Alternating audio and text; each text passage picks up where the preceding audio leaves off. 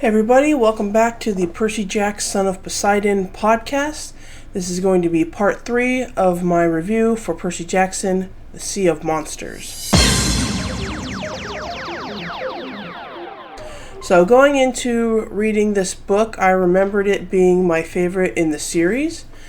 And now after reading it, I don't think it's going to be my favorite of the series. I prefer the first book so far to Sea of Monsters.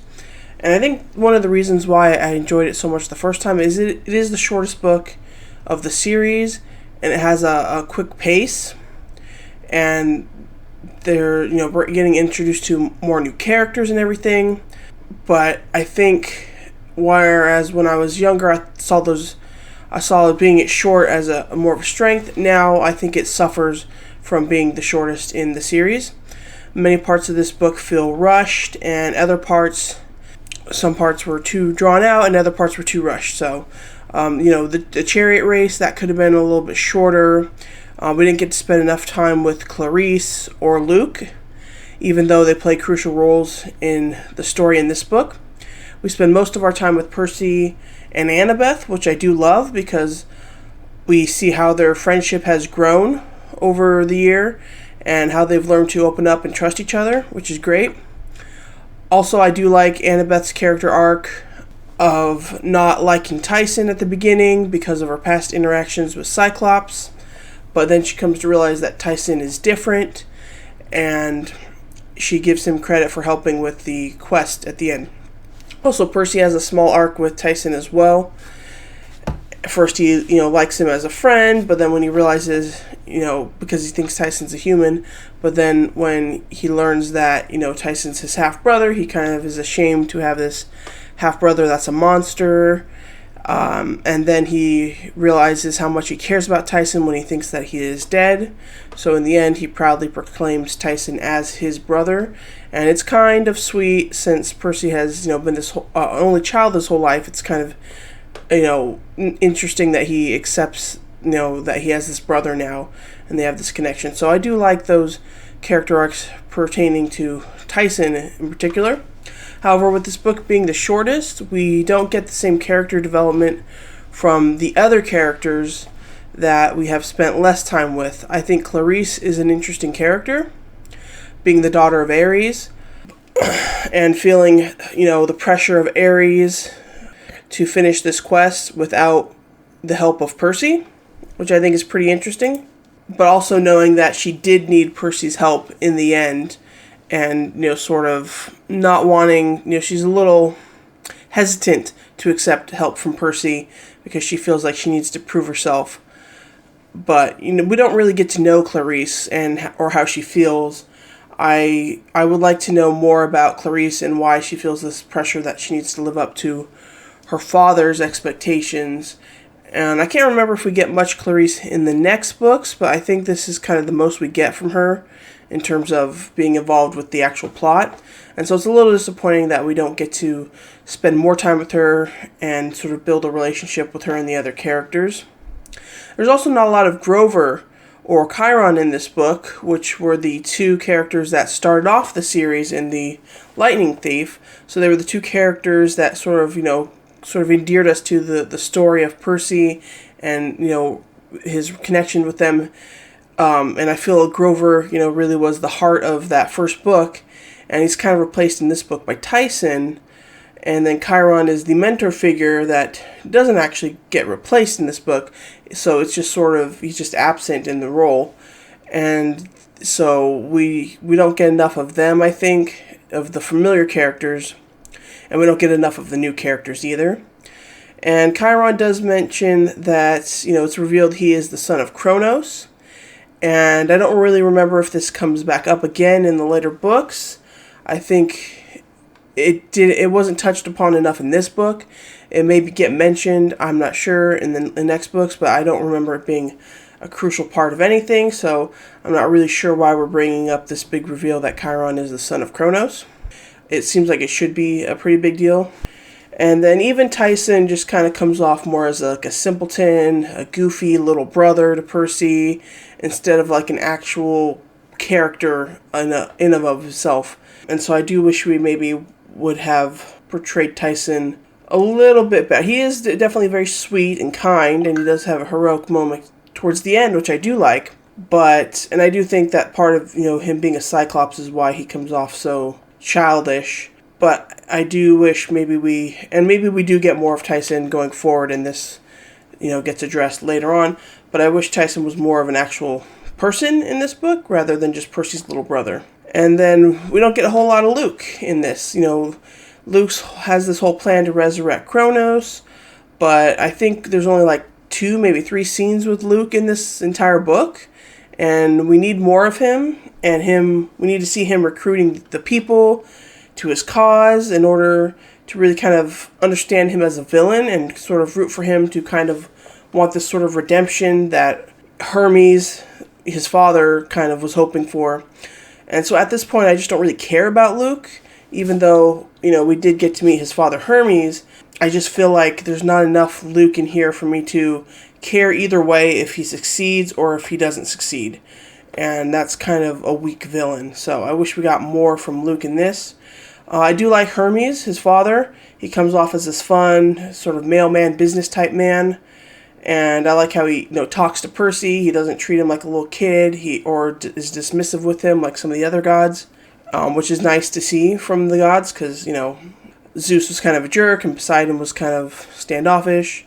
And so I do like how Hermes interacts with Percy, treats him like the hero that he knows he is. And I also like the 2 snakes on Hermes' staff. They provide some good comedic relief, so I like all the interactions that we get with Hermes in this book. And then throughout the book, Percy and his friends take on several new monsters, which I do like. I always like seeing new mythological creatures brought to life. So I like the opening dodgeball scene against the Lastrygonians, the giant cannibals. However, I feel some of the other monsters were a bit rushed through. The new trio of Tyson, Annabeth, and Percy, they get to the woods in I think Virginia Beach or something, and it's like, just a few minutes into the woods and they're already attacked by Hydra, and then it's instantly disposed of. And so I kind of wish we maybe would have gotten a little bit more time there. And also them going to Circe's Island. We don't get to spend any time here on Circe's Island. We don't get to really know the character of Circe. I do like how they kind of tied in the new myth of Circe. Instead of turning men into pigs, she turns them into guinea pigs. That's kind of interesting.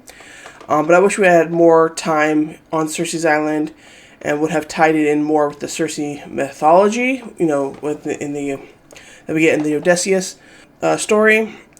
And, just kind of see what the island life is like and everything. And then they also encounter the sirens, and we do get, the reveal about Annabeth from the sirens and giving us a little more insight into her, which is really great. But still, it's a pretty short scene, and we don't really get to see the sirens themselves as monsters to be defeated. So I think, even in the end, they go up against Polyphemus, the giant Cyclops, and they manage to trick him fairly easily. And then in the end, Percy has a fight with Luke in sword combat, and even that feels kind of a bit rushed. And I just don't feel the stakes or the threat involved. I don't ever worry that Percy is in danger in any of these instances, and I also don't worry that Luke is, going to kill Percy. And I know that these books are written, for middle grade readers and everything, but you can still, write for a younger audience and deliver compelling characters and action scenes that make the readers feel like the characters are in real danger. I mean, they did that really well with the Harry Potter books, and I think in here, there's just so much being rushed through. We want to introduce the Hydra because that's classics. We want to introduce Circe's Island because that's classic. Sirens, those are classics. So, we got to hit all those high points. But then we're just going to rush right through them. We do get the hippocampi, which are really cool. I do like seeing those sea creatures, and that's a lot of fun, and they do come back in the books. So I do like that, but I do feel that we could have maybe spent more time with the Hydra, more time on Circe's Island, and more time definitely with Luke. So this book definitely suffers from just being too short, and it's a quick snap pace, which is nice, but it makes it feel very rushed at the same time. What I do like is that this book continues the overall arc of the series, revealing the prophecy about a child of the big three, which is why Percy is so special in this world.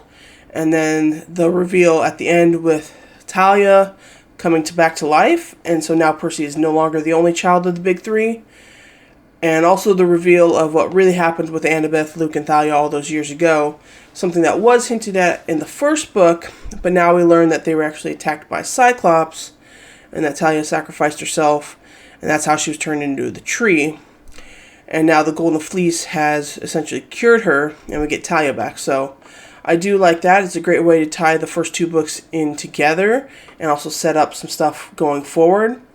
We also learn that the Golden Fleece can resurrect Kronos, and that's what Luke's plan is. Every time he recruits a new member to the cause, Kronos gets more stronger and powerful. And I'm still not sure how that ties in with Luke's plan in the Lightning Thief. Like, if it had succeeded, and if Percy had gone down to the underworlds with the lightning bolt in the book, I'm not sure. I'm not sure if this is a backup plan we have with the Golden Fleece or what. Or if this was the plan all along. I don't really know. They don't explain that. Again, we don't get enough of Luke and his villainy in this book. But overall, I still really do enjoy this book. I just don't love it the way I think I did when I first read it for some reason. Partially because that was over 10 years ago and I was a lot younger and I wasn't very experienced with reading or writing. And now that I've learned a lot being a writer myself, and I learned what goes into good characters and good storytelling and good narrative, so my metric for what I read now is a little bit higher. And again, this is written for middle grade, sure, but I still think, it could have been a little bit better fleshed out.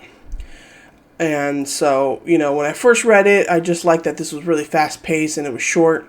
And now those are kind of not what I want.